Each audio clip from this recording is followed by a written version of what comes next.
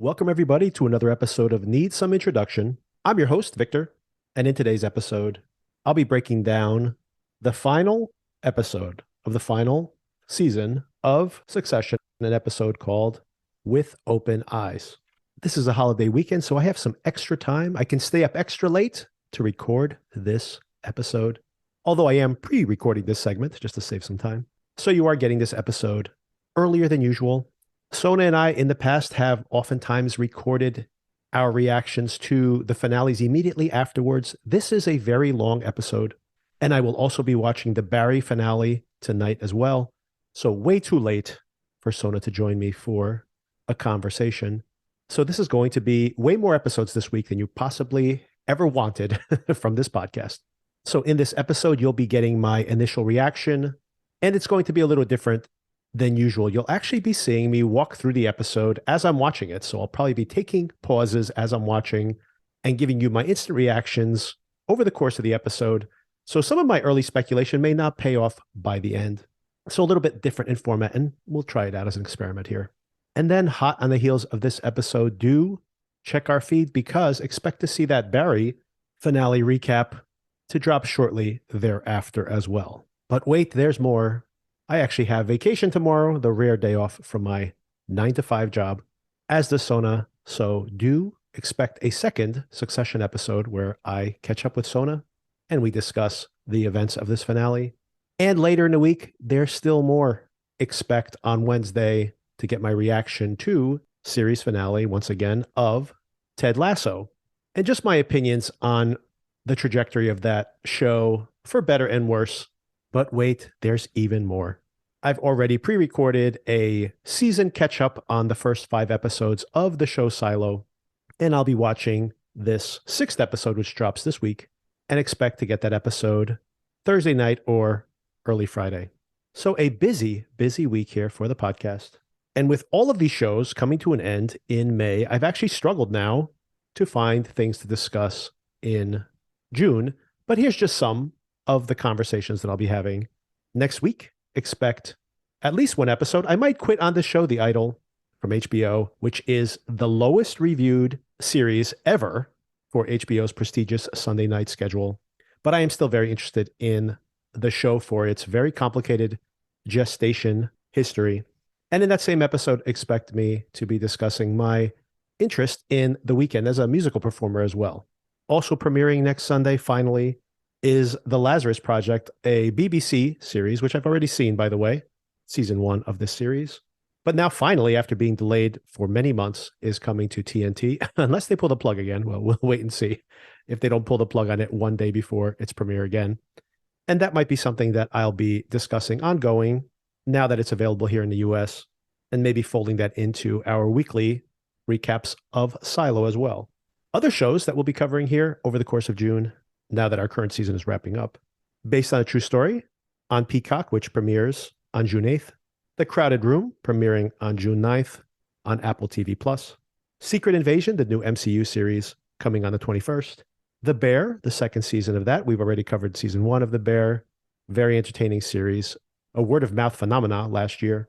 And now, well under a year after that season, a second season of the show. Available on the 22nd. A new Hijack drama, which takes place over real time. 7 episodes, 7 hours on the plane. Idris Elba starring in a new Apple TV Plus show called Hijack, coming on the 28th. And somewhere during the course of this month, one of my favorite shows, despite a terrible most recent season, I must say, but the anthology series Black Mirror is coming back to Netflix, and I'm very curious about that. At its best, it's one of the absolute best shows on TV, but I do have my concerns after the mixed, at best, most recent season of that show. So no signature show here for us to be covering in June. However, many things to discuss. And that doesn't even mention all the movies that are coming out. The Flash, the new Indiana Jones, the sequel to Spider-Man Into the Spider-Verse, Across the Spider-Verse, which was one of my absolute favorite films of that year, all coming in this packed month of June. And I'm sure other things will pop up along the way as well. Make sure you subscribe if any of that sounds interesting to you, and you'll receive notifications when we have new episodes. Send us your feedback, needssomeintroduction@gmail.com. And most importantly, recommend us to your friends and family or listen to shows in our backlog if you'd like to support the show. So as I mentioned earlier, this is going to be a little bit different in format. My live experience of watching the episode. It'll be edited, by the way. Don't expect to just hear log pauses as I watch the show. But a little housekeeping, something that I always forget to do or recently have forgotten to do in discussing the show, which I've not watched yet. It's still a few minutes off. Mark Millard is the director, just like last week, and Jesse Armstrong writing this week's episode as well, the creator of the show, just like last week. Not too surprising. And the name of the episode, With Open Eyes. I do want to call this out because I brought this up in last year's finale recap, but haven't mentioned it since. Every season finale of this series has taken its title from a poem called Dream Song 29 by John Berryman. This poem is from 1964. And in this dream poem, the main character, called Henry, I believe, Berryman wrote these poems with this recurring character, which is obviously some somewhat fictionalized version of himself. And in this poem, the narrator has a recurring dream in which he's murdered somebody, but not for real. There's nobody who actually dies. It's just a fear he has that he has somehow caused someone else's death.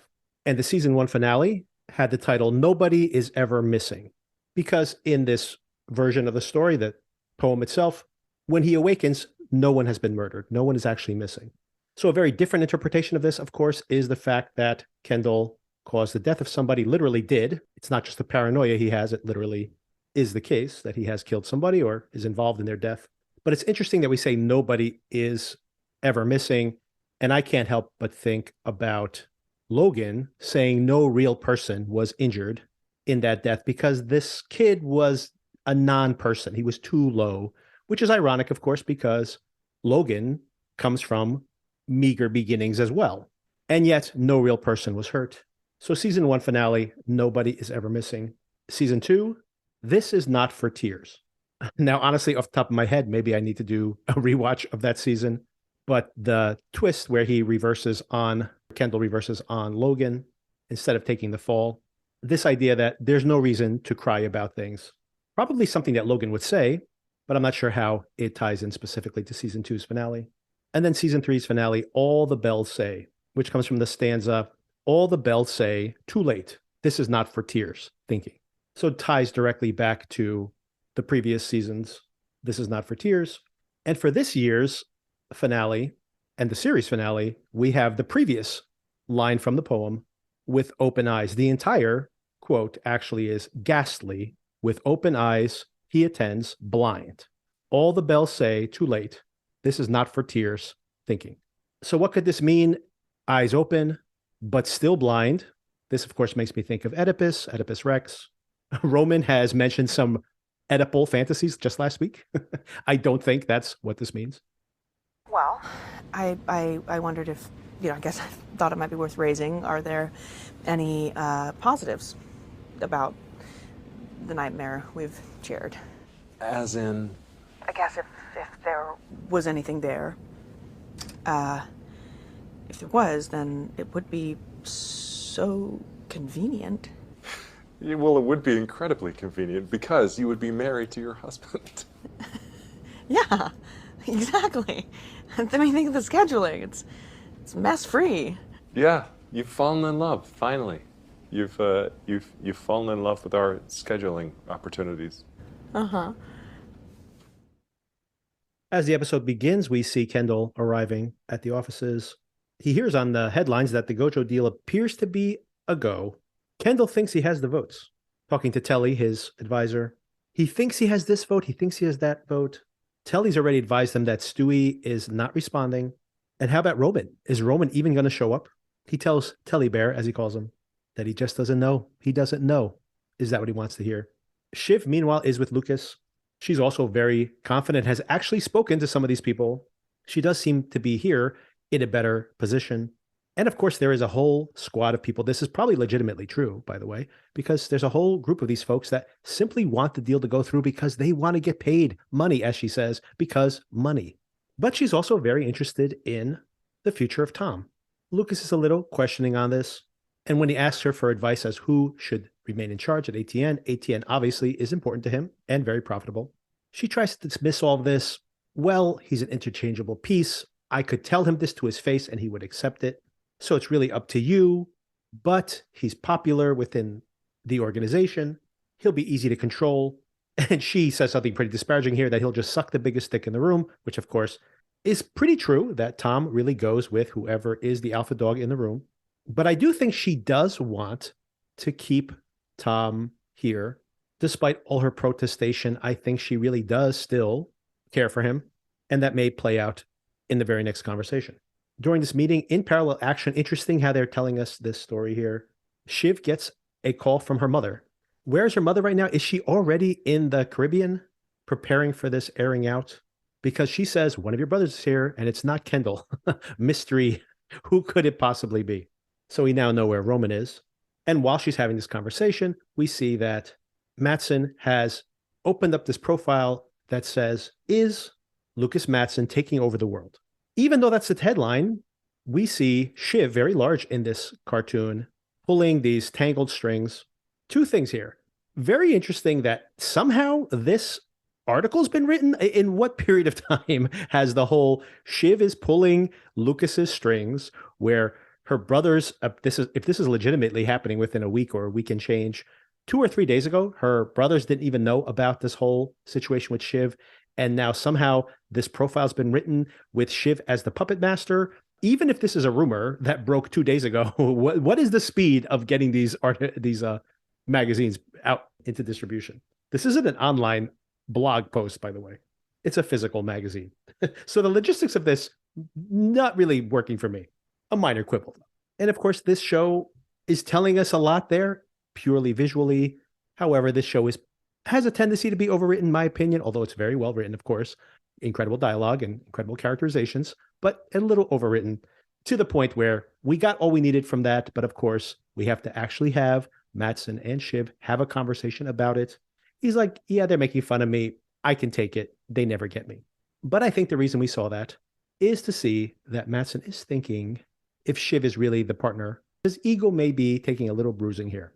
Minor note here, Sarah Snook is obviously pregnant at this point, so just goes to speak to the fact of the conversation we had just last week, that maybe it was inevitable that they had to write the pregnancy into the story. This is 10 weeks of show. Traditionally, in old TV production time, it would be 1 week per episode. For these prestige shows, like The Sopranos was maybe the most egregious at this, 8 episodes or something would take many months. So this probably took 5 months, 6 months with all the travel, etc. 5 months of pregnancy is going to be extremely hard to hide. And of course, that might be why they had to inevitably write the pregnancy into the show.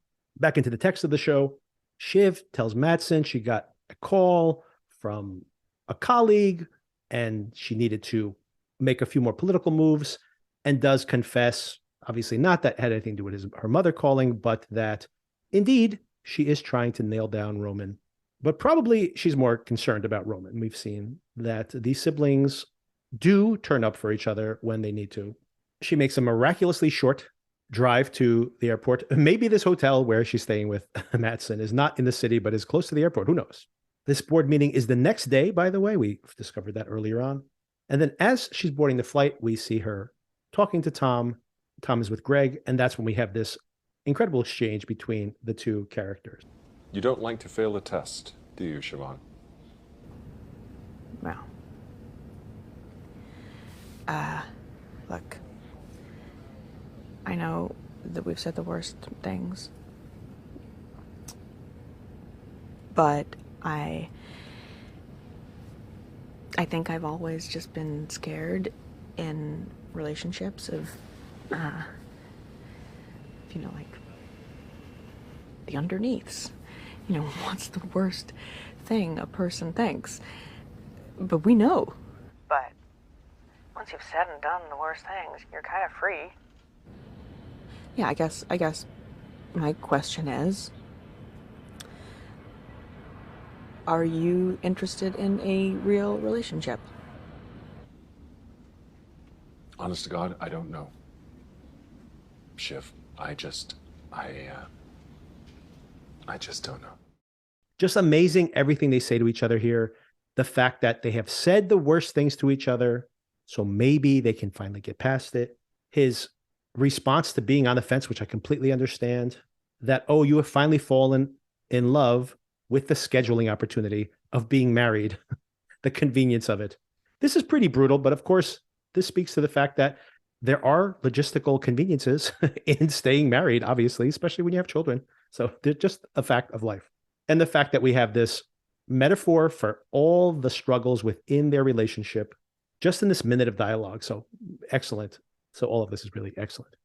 Kendall gets word of Roman's location and still trying to get Stewie to give him a call back. When he calls up his mom, she does not invite him to come. Interesting. She did reach out to Shiv, knowing, of course, I'm sure, even with her disinterest in the day-to-day of the organization, she must know that this whole board meeting is coming the next day, which does speak to the fact that this is probably a terrible time for her to have this event, by the way. She did invite Shiv to come help out Roman, but not Kendall. And of course, we do not know enough about their whole history together, but I think it does say something that the mother knows that there's more solace to be given from Shiv than from Kendall. She will at least not be as transparently aggressive about getting his vote.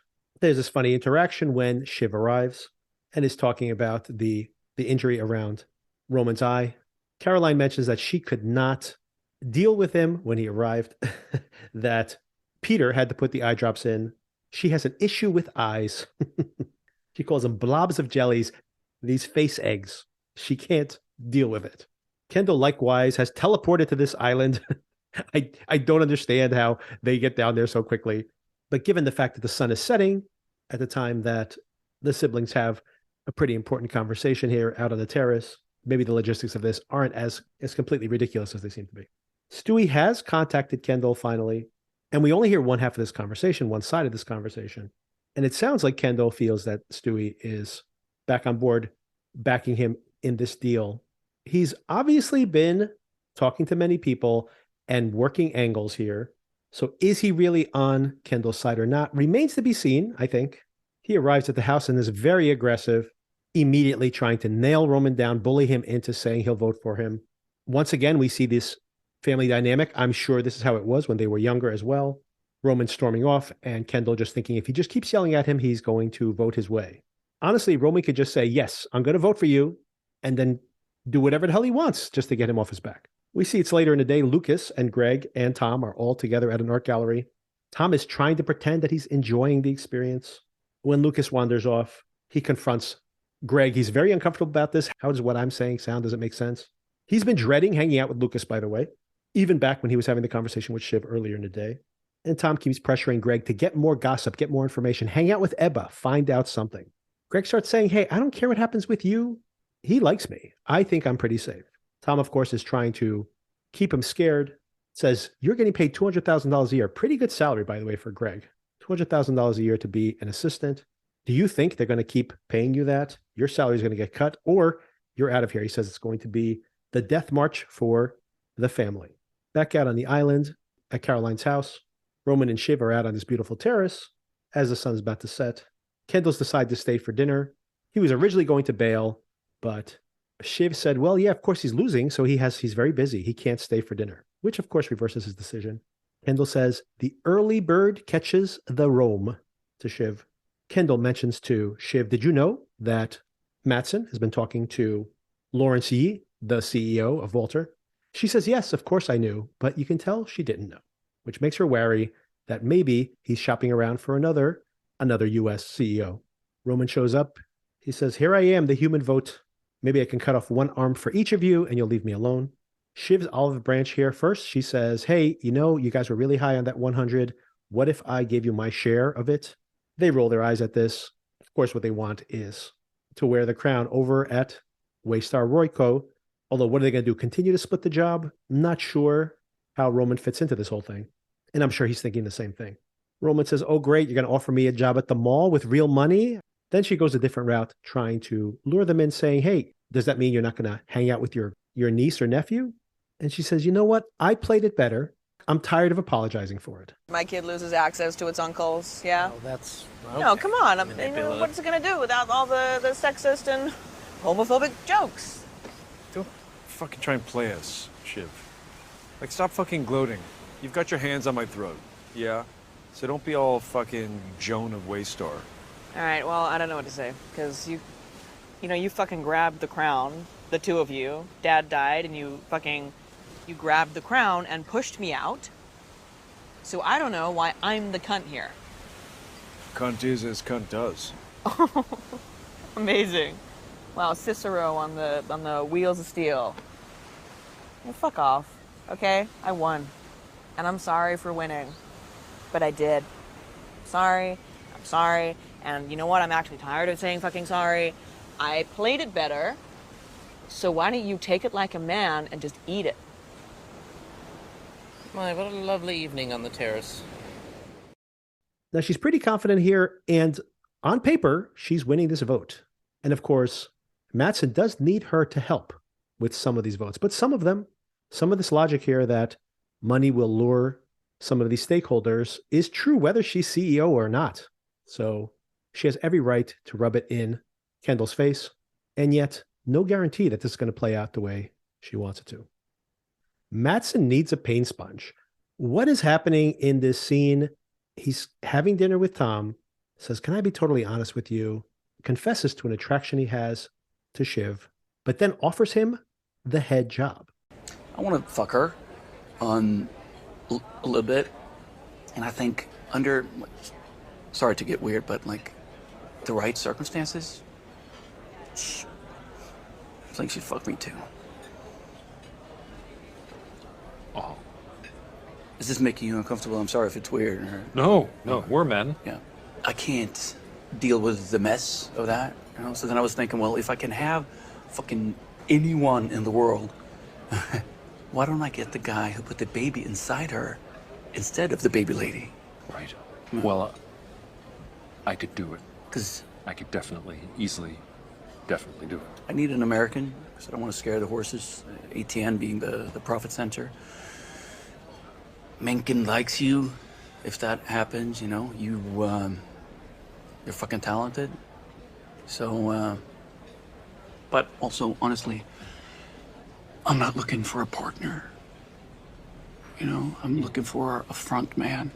Because, we're gonna cut shit close to the bone. We're gonna get right fucking in there. It's gonna get nasty. So I need a pain sponge. So this is obviously a manipulation. Is he testing him? Does he want to see? Is this a loyalty test? Is he going to go talk to Shiv? But there is some truth here too. He did not like that profile. And maybe what it did was escalate this concern he already had that she has her own ideas. She's going to want to have real power. That's why these siblings have been fighting each other this whole entire time. A Roy in power to show some continuity, but he's starting to think, is that the right approach? Does he really need them? And do they actually have any kind of sway? For example, with Mencken, do they? She doesn't. Roman doesn't. Kendall, he doesn't seem to like Kendall either. So what's the upside from keeping one of the Roys in power? And I had asked the same question last week.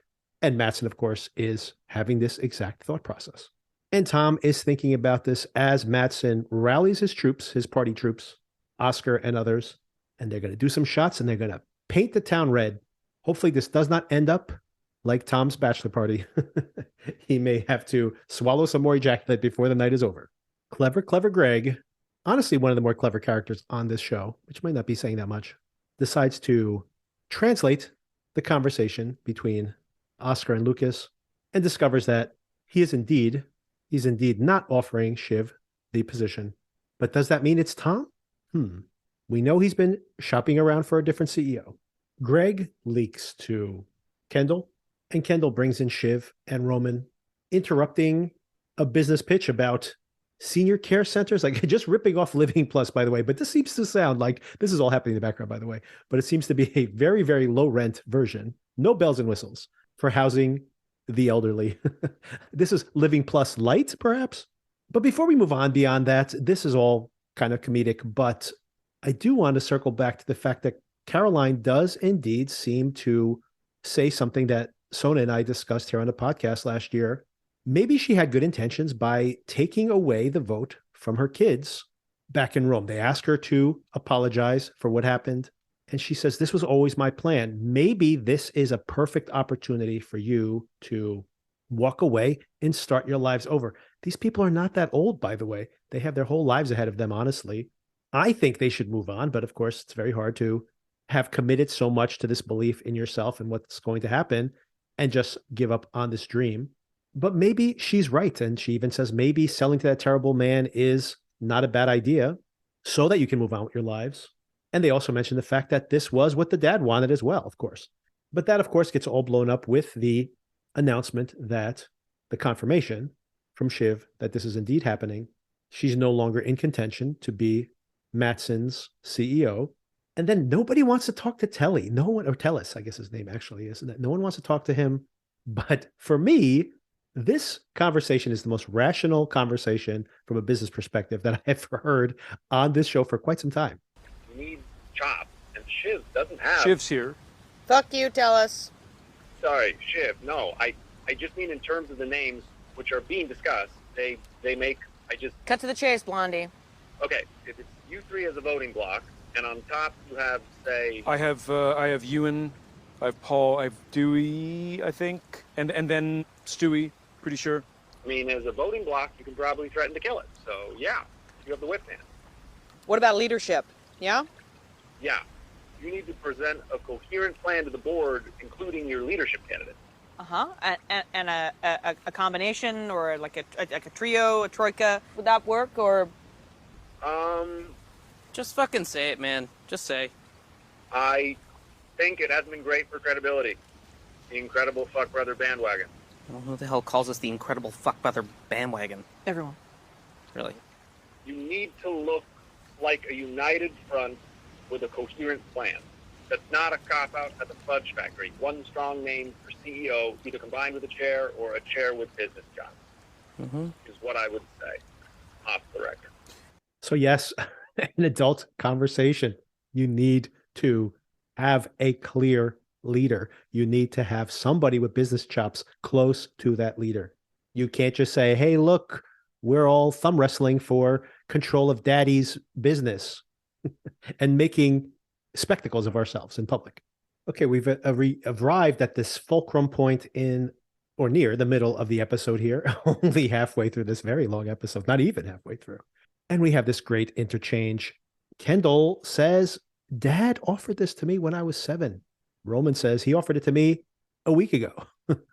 Honestly, it's just a day before he died. Actually had that conversation with Roman. He doesn't mention the fact that Tom was there, I believe, for that conversation. So if he wanted some evidence, because everybody's asking for evidence here, but this is so pathetic in a way. And Kendall turns it on Roman, for example, and says, do you even want this? Like, can you do this? Think about what just happened a day before. And he's right. Kendall, I never side with Kendall on the show, by the way, but Kendall's absolutely correct in this moment. Of course, I don't even think any of them should be CEO, just to be clear. But of the 3 of them, if they can somehow get a voting block, it's going to be Roman, really? And Kendall makes a great pitch where he honestly is the only one who is in a position to take the role. He doesn't want it, but he can't say it. And me. I love you, Shiv. I fucking love you. But we simply cannot walk in there and say we're blocking his offer and we have this compelling vision and say that leading it is you when yesterday you were singing his song. We simply can't. And we can't say it's Roman because he lacks heft and he looks pathetic and he might flop. So obviously I want it to be me. But I genuinely think anyone objectively would say, LA, my profile, experience, position, desire, public pronouncements, it's me. If we want to hold on to this company, for us, for my kids, for yours. Given Roman have a conversation here, they discuss, well, who would Dad even want to have the role? Probably none of us, is Roman's opinion. Shiv's theory is that he wouldn't even think about it. He's just thinking about surviving the day. And they're like, he does make sense. Kendall does make sense to some extent. Maybe we should just give it to him. And then there's this funny exchange where they plan to murder him. But what if it goes wrong? And they both do impressions of Kendall here. Very funny stuff. Unless we kill him. Okay. Kill him. Yeah. I like that. That's intriguing. How we do it. Well, just a bit of horseplay gone wrong. Just a biff to the head and a bonk on the noggin with a coconut. Wait till he goes limp. Yeah. Goes around, comes around. Yeah, and if we kill him, we get to go to bed. I'm tired. It'd be so annoying if it went wrong. The murdering. Like, you just try to murder me? That is so not actually what you're meant to do, and it is not a good thing to do. You guys actually just murdered me. You guys are the worst. How dare you? I do like the assessments of the character here, by the way, especially Roman's, where he seems to indicate that do you know that you almost killed me? This is obviously not what you meant to do.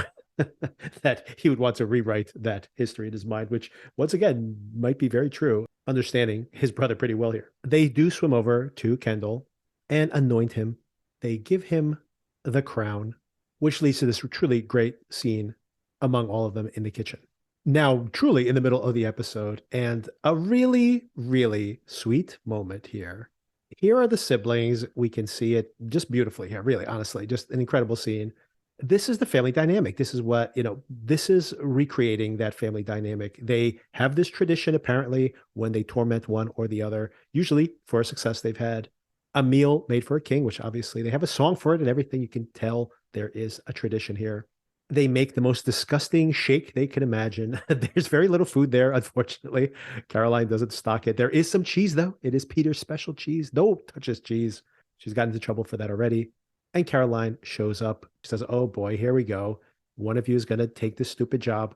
But she's happy to see them being cordial with each other and not fighting and agreeing on something other than her being a terrible mother, trying to go for sympathy vote here. But as she exits, she does say, love you. And they say, love you back. And I imagine that, they were probably rarely with the mom. The mom was traveling. The mom had nannies and babysitters around or other family members watching the kids.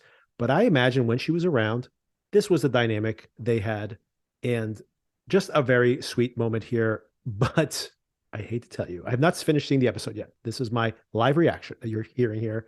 I feel this is not going to end well. They teleport back. They take a flight back to Manhattan for the vote. But one more comedic stop along the way. They have to stop at Logan's old home, now, of course, occupied by Connor. Connor has a very simple way of claiming the artifacts from the house. The system is pretty simple. So, as you move in a clockwise direction around the apartment, affix your stickers to objects you covet. One sticker each on a number of different articles, or many on one prized item. Okay, so subsequent circulating mourners will then apply their stickers. After 2 stickering perambulating circuits, We call them SPCs. okay, objects will be assigned to the higher sticker bidder. Where sticker claims are tied, we move on to the tie-break stickering perambulation circuit. TBSPCs. After which, all unstickered items will be pooled and distributed in reverse alphabetical order, other than those stickered by the second tier, bereaved. Do I make myself clear? The second tier bereaved, including Carrie, including Colin, and everybody else practically. They do ask, why does everything have to go? And of course, Willa mentions the fact that they have some new furniture coming in, just going to redecorate. And there's a new living condition here, a 2-week itch, as Roman puts it. They're thinking of having a long-distance marriage. She has a play that she has to start rehearsing and writing, apparently. And Connor has that position in Slovenia when Mencken pulls through. But we hear here in passing that apparently Mencken's lost some court proceeding in Wisconsin, so he may not have the votes to win the state. So Willa may be stuck with him after all, and she takes this all in not well, apparently. And in the next room, we see a video screen of a dinner. They're all together. Carrie's there sitting at Logan's side. By the way, at the time, it seemed like maybe they were just making fun of her. Maybe this was more discreet than it was. She seems to be there as his date explicitly in this video, squeezing his arm when he gets emotional. And what a great video here, by the way. We have these really touching moments where you see this family being a functional family, something we've rarely seen over the course of the show, kind of just acknowledging that here in its finale. Logan has somehow memorized all the losing candidates, everybody who's lost the presidential election for many, many years, maybe all of them. Connor does I'm a Little Teapot in the style of Logan, and this is really great, actually. Something passes on Roman's face when he sees Jerry do her limerick. And then Carl sings, this is an English folk song called Green Grow the Rushes. Oh, and I think mostly sung as a Christmas carol, but it has a very long history. And Carl starts singing, and everybody else joins in. And the audience, the contemporary audience, the siblings, have a very emotional reaction to it. Again, another really beautiful scene here. The family, their history together, and happy as a unit, perhaps, at least for the moment. We are approaching the end game of this episode, and it's going to be ugly in the boardroom, I am pretty sure. And I have no idea how it's going to play out. And then the dominoes start falling. Tom talks to Shiv. Shiv mentions, nah, my deal's not going to work. And then he says, well, maybe you should vote it through anyway. Move mistake number one. If he's going to try to work it out with her, has to be upfront about this whole thing. He does tell her, it's going to be me. Shiv is now emboldened to blow this thing up if she wanted to be motivated. Well, she definitely doesn't want Tom to get the CO position over her. So now she's doubling down on this alliance with Kendall. They have to shore up their support. After a slap fight with Greg, Tom notifies Lucas as well. And Lucas is, get those phones out, shore up the votes. And here we go. Who gets the alliance to carry the vote at the board meeting? Now, of all the bizarre ways that I expected that the death of that boy would come and bite Kendall in the ass, this was not how I foresaw it happening. There's the vote in the room. It's 6-6. Shiv ends up being the tiebreaker. I'm a little questioning as to Kendall actually being able to sway some of these people his way. But regardless, it's a tie vote. Shiv is the deciding vote, and she needs a moment. The siblings exit the room, and things get like really ugly. We just had this moment of familial reconnection, and Kendall, prematurely cocky, this has just gone the wrong way. Going back, let's go even further back than the vote in the room. He's being weird when he gets about sitting in the chair. It's Dad's chair. They're like, no, go ahead. It's okay. As soon as he sits in the chair, he starts to get an overly cocky attitude, the way he talks to Stewie when he walks in, but wins Stewie over. But you see, this is rubbing Roman and Shiv both the wrong way. And Roman starts to wobble here as well. And this is a really creepy indicator of how Kendall gets when he thinks he's so close. He's so close to what he wants. And Roman, too, showing his psychology here, looks at his stitches, freaks out about the fact that Jerry is there still smarting from his conversation with her, troubled even just seeing her in that video, that Christmas video earlier, and then looking at his reflection and saying, it should be me. Hey, wait, it should be me. And look, the stitches don't look that bad. Apparently, the cut over his eye made him so self-conscious that now all of a sudden, just seeing that they don't look that bad, he's thinking, wait, maybe I can make a play. Kendall immediately takes this as a threat and squeezes those stitches against his shoulder, pretending to be letting him cry it out when actually he is trying to pop his stitches, which he successfully does. And of course, deflates Roman, bullied, cowering once again, the same dynamic they've had since they were kids. But apparently Kendall has put him back in line. But once again, into the vote. Roman votes his way, but Shiv needs a minute. And that dynamic starts to play out again. She starts spinning. It can't be you. Maybe this is just purely her still cannot accept the fact that Kendall's going to win. It's that same dynamic they've had forever, coming back yet again, even though they were so confident about the vote at this moment. But I think also deep down inside, she's probably right about some of the things she's saying. It really shouldn't be him. This is bad for him. He will be bad at this job. He is so self-destructive. 1 minute of thinking he has things figured out, and he's already starting to spin out of control. And the votes aren't even in yet, and it's already starting to happen. So mostly, I think she's motivated by her jealousy, but also she's probably right. He is dangerous in this circumstance. And even though Roman voted his way, he starts piling on as well, saying, well, maybe she's right. And she goes, and another reason you can't be CEO is you killed that kid. And he, without batting an eyelash, he's been so ready to make this pivot. He immediately says, it didn't happen. I made up the story. It was just for us to bond over. Don't worry about that. It's all made up. Nothing happened. Nothing happened. Once again, reflecting the tone of that poem, it didn't happen. It didn't happen. Although, of course, it did in this circumstance actually happen. And if he thought he was playing this the right way, it's offensive to them that this is how he manipulated them. Like, what is he saying? What is he lying to them now? Or was he manipulating them then? What is happening? She is completely like, I have no faith in you right now at all. But he tries to grab her, and Roman, already having been assaulted by Kendall. Interestingly, Roman is the one who becomes the punching bag when he sees someone abusive. So he insults Kendall here, saying something that the dad had said before, that the kids aren't even Kendall's kids, and saying that if the dad's really worried about the bloodline, well, she has the bloodline and you do not, because you're not the father of those kids. This is obviously incredibly insulting, but once again, it is a way to draw the violence away from the other person in the room and onto him.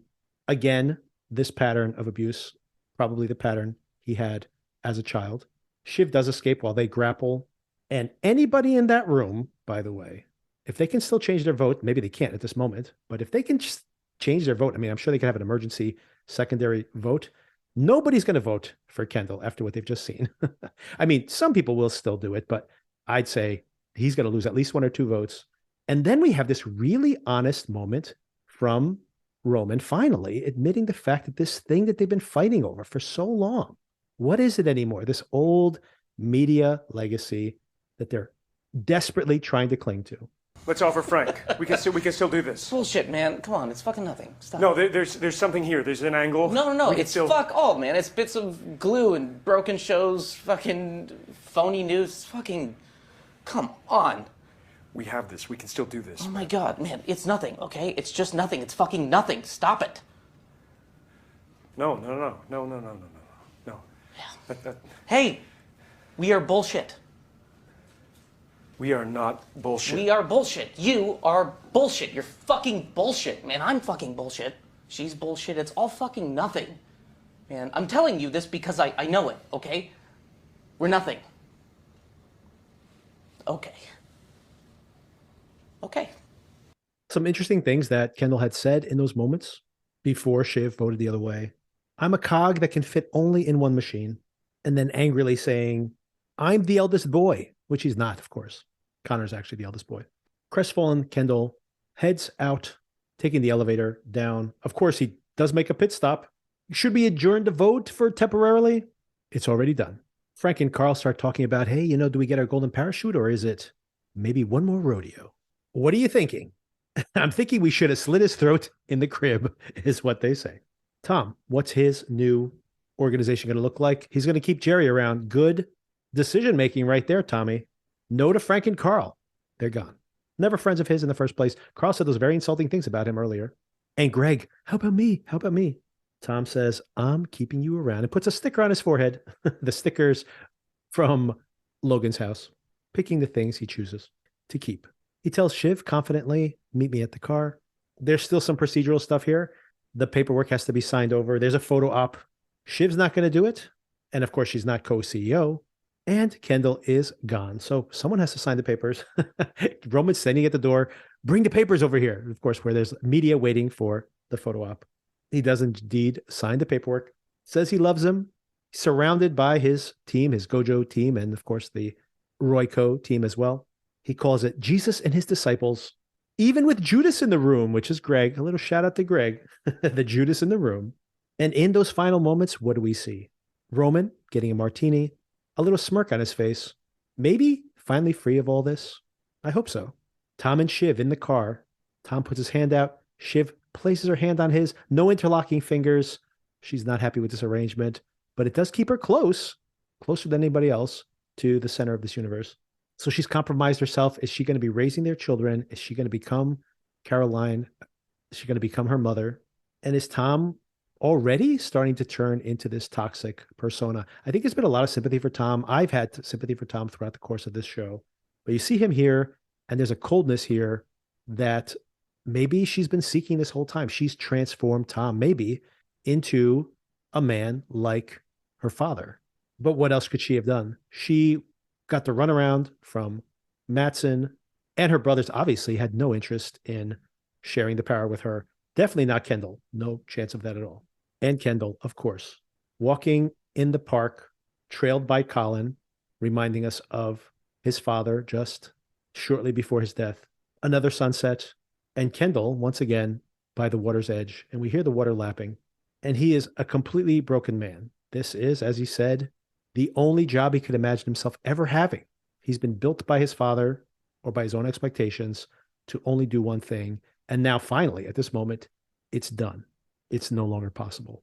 And I would hope that maybe, just maybe, there is another life for him beyond the scope of his father's dreams. It feels really scary and foolish to end, but with that sense that it must end.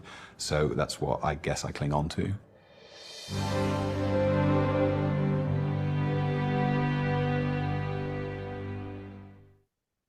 So how do I feel about all this? Some incredible sequences here.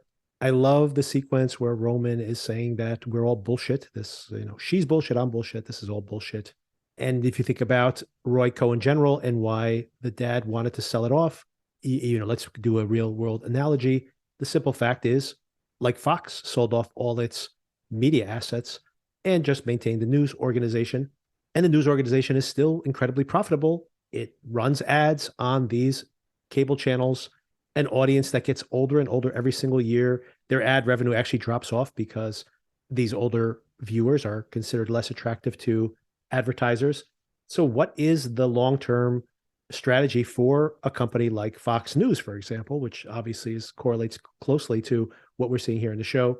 They could be a movie studio. They could be, which is just one of thousands of other content providers now. You think YouTube, for example, which just publishes people's videos, is more valuable than most of these 100-year-old movie studios, for example. So the world has changed. This old media company doesn't matter as much. It matters a lot in the context of, did this election go their way? It may not have even gone their way, but it is this one last moment in which they are essential, and it is fading away. So Roman's right. Like, what are we fighting over? Like, can we build something new? Now, building something new, growing something new is very, very difficult. But these kids have had all the opportunities to do something like that. Kendall's not going to do that. Jesse Armstrong, in the final exit interview here from the show, this featurette that they have at the end of the episode, mentions where he thinks these folks go. Roman goes back to just hanging out at the bar and being the funny guy at the bar and being incredibly rich and doing whatever the hell he wants. But he is not going to become a CEO. He never even had that ambition in the first place.